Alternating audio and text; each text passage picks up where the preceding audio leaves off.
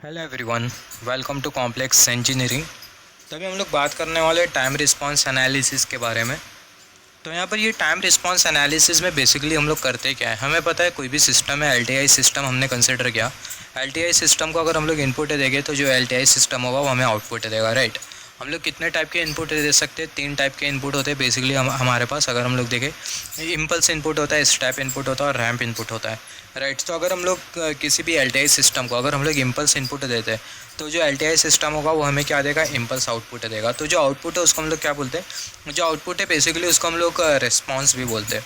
तो time response analysis में हम लोग करते क्या है, जो सिस्टम का जो रिस्पॉन्स है उसकी हम लोग एनालिसिस करते हैं, किसके रेस्पेक्ट में? टाइम के रेस्पेक्ट में। तो यहाँ पर अगर हम लोग देखें response analysis of a system, हम लोग कौन सा सिस्टम कंसिडर करेंगे? LTI system. तो रिस्पॉन्स की जो एनालिसिस होगी, सिस्टम के रिस्पॉन्स की जो एनालिसिस होगी टाइम के रेस्पेक्ट में, उसी को ही हम लोग बेसिकली बोलते हैं टाइम रिस्पॉन्स एनालिसिस, राइट। तो टाइम रिस्पॉन्स एनालिसिस को अगर हम लोग सिंपल से एग्जांपल से समझे, यहाँ पर हमें पता है, अगर हम लोग कॉमन सा एग्जांपल कंसिडर करें, अगर हमारे घर में फ़ैन है तो जब हम लोग फ़ैन को टर्न ऑन करते हैं तो होता क्या है, जो फ़ैन है, मान लेते जो फ़ैन है हम लोग चाहते हैं कि वो 500 की स्पीड पर घूमे, और हमारा जो फ़ैन है अभी क्या है, टर्न ऑफ है। तो जब हम लोग फ़ैन को टर्न ऑन करेंगे तो जो फ़ैन की जो स्पीड है वो इंस्टेंटेनियसली 500 आरपीएम नहीं होगी। फ़ैन की जो स्पीड होगी वो ग्रेजुअली इंक्रीज़ करेगी। पहला जो फ़ैन की स्पीड है वो 100 आरपीएम होगी, फिर उसके बाद 200 आरपीएम होगी, 300 आरपीएम होगी, 400 आरपीएम होगी, फिर उसके बाद अल्टीमेटली 500 आरपीएम हो जाएंगी। तो यहाँ पर ये जो फ़ैन की जो स्पीड है वो बेसिकली है क्या? ये फ़ैन की जो स्पीड है वो फ़ैन का रिस्पॉन्स है, और फ़ैन का जो रिस्पॉन्स है वो बेसिकली टाइम के रेस्पेक्ट में वेरी करते जा रहा है। जैसे कि फर्स्ट सेकंड में मान लेते 100 आरपीएम हुआ, फिर दूसरे सेकंड में just as a rough example मान लेते 300 आरपीएम हो गया, चौथे सेकंड में मान लेते 400 आरपीएम हो गया। तो यहाँ पर हो क्या रहा है, जो फ़ैन की जो स्पीड है, फ़ैन का जो आरपीएम है, जो कि बेसिकली रिस्पॉन्स है, तो फ़ैन का जो रिस्पॉन्स है वो टाइम के रेस्पेक्ट में क्या होते जा रहा है? वेरी करते जा रहा है। तो इसी को ही हम लोग बेसिकली बोलते हैं टाइम रिस्पॉन्स एनालिसिस। तो यहाँ पर अगर हम लोग देखें, इसको हम लोग समझते हैं एग्जाम्पल के हेल्प से। यहाँ पर हमने कंसिडर किया वाई एक्सिस। तो ये जो वाई एक्सिस है वो हमें इंडिकेट कर रही है सिस्टम का आउटपुट, और जो एक्स एक्सिस है वो हमें क्या इंडिकेट कर रही है? जो एक्स एक्सिस है वो हमें इंडिकेट कर रही है टाइम।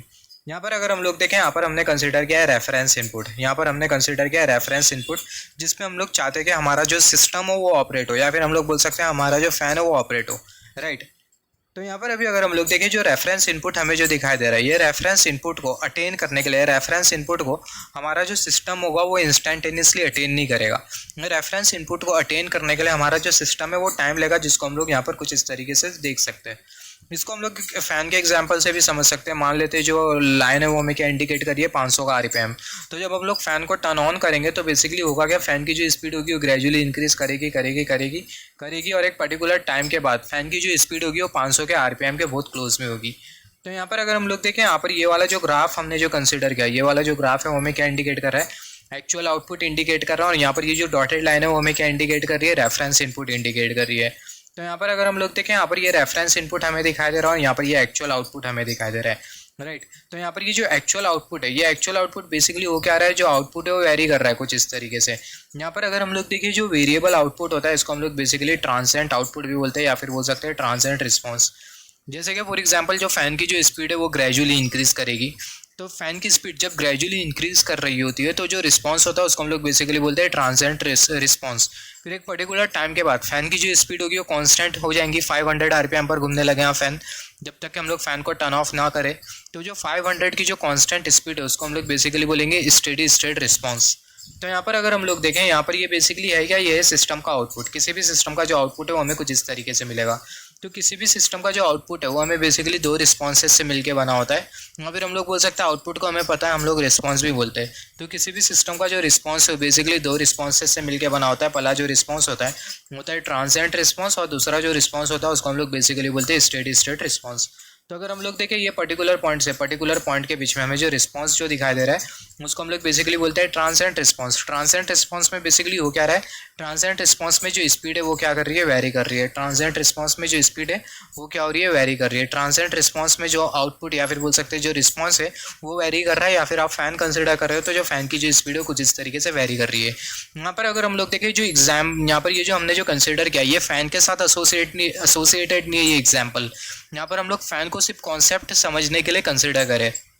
यहाँ पर ये जो ग्राफ है वो हमें ये इंडिकेट कर रहा है, जब भी हम लोग किसी भी सिस्टम को इनपुट देते हैं तो जो सिस्टम है उसका जो रिस्पांस होता है वो हमें कुछ इस तरीके से मिलता है।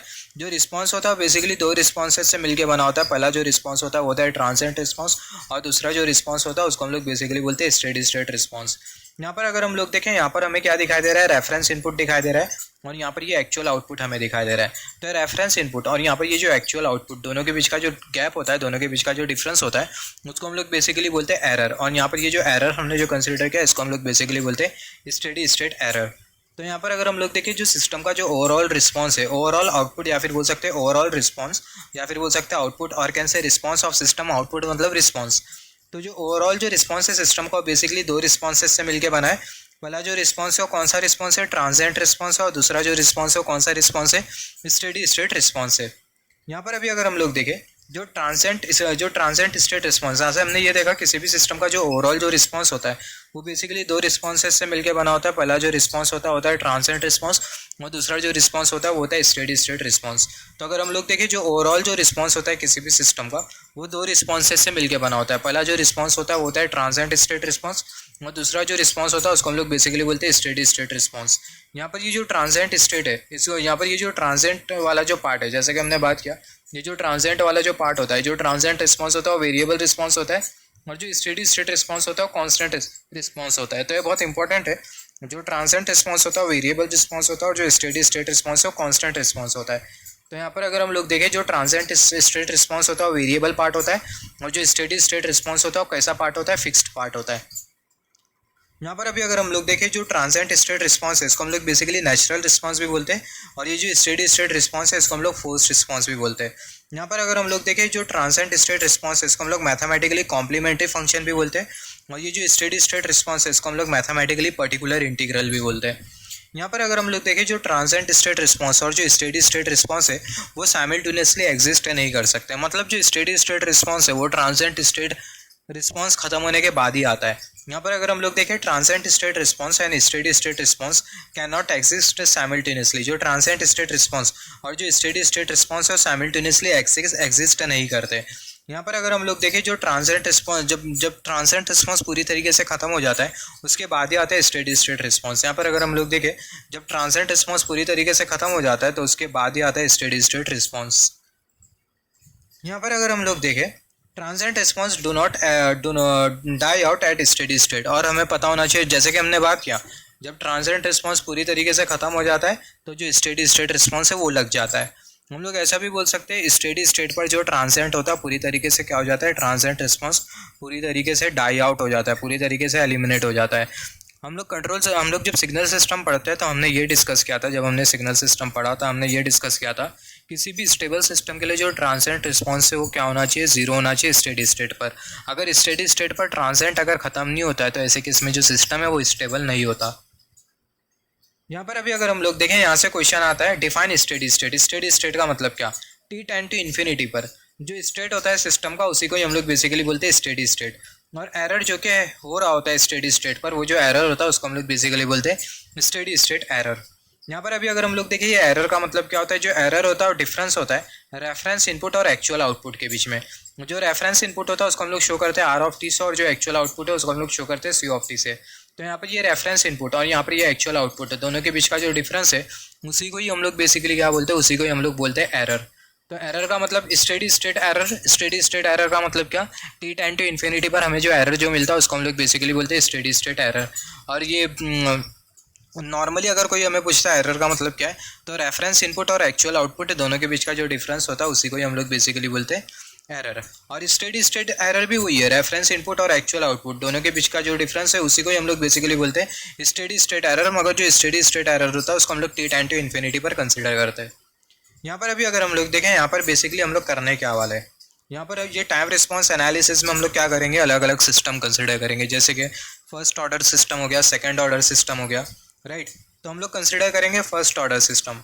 फर्स्ट ऑर्डर सिस्टम को हम लोग देंगे इम्पल्स इनपुट, और जो सिस्टम होगा वो हमें देगा impulse response, right. First order system को हम कोई भी सिस्टम को हम लोग पहला इम्पल्स इनपुट देंगे, राइट। तो फर्स्ट ऑर्डर सिस्टम को हम लोग देंगे इम्पल्स इनपुट, तो जो सिस्टम है हमें देगा इम्पल्स रिस्पांस, और वो इम्पल्स रिस्पांस के रेस्पेक्ट में जो सिस्टम है उसकी हम लोग टाइम रिस्पांस एनालिसिस करेंगे।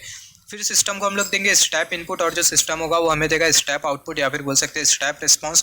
और वो स्टेप रिस्पांस के रेस्पेक्ट में जो सिस्टम है उसकी हम लोग टाइम रिस्पांस एनालिसिस करेंगे। फिर उसके बाद हम लोग सिस्टम को देंगे रैंप इनपुट और जो सिस्टम होगा वो हमें देगा रैंप रिस्पांस और ये रैंप रिस्पांस के रेस्पेक्ट में हम लोग करेंगे सिस्टम की एनालिसिस। फिर हम लोग कंसिडर करेंगे second order system, right. Second order system को हम लोग देंगे स्टेप इनपुट और ये जो सेकंड ऑर्डर सिस्टम होगा वो हमें देगा स्टेप रिस्पांस और हम लोग करेंगे सिस्टम की टाइम रिस्पांस एनालिसिस। फिर हम लोग सेकंड ऑर्डर सिस्टम को देंगे इम्पल्स इनपुट, सिस्टम हमें देगा इम्पल्स रिस्पांस और सिस्टम की करेंगे हम लोग एनालिसिस। फिर सिमिलरली रैंप इनपुट देंगे, सिस्टम हमें देगा रैंप रिस्पांस और ये रैंप रिस्पांस के हेल्प से ये रैंप रिस्पांस में सिस्टम की हम लोग करेंगे टाइम रिस्पांस एनालिसिस। मतलब रैंप रिस्पांस के रेस्पेक्ट में हम लोग सिस्टम की करेंगे टाइम रिस्पांस एनालिसिस।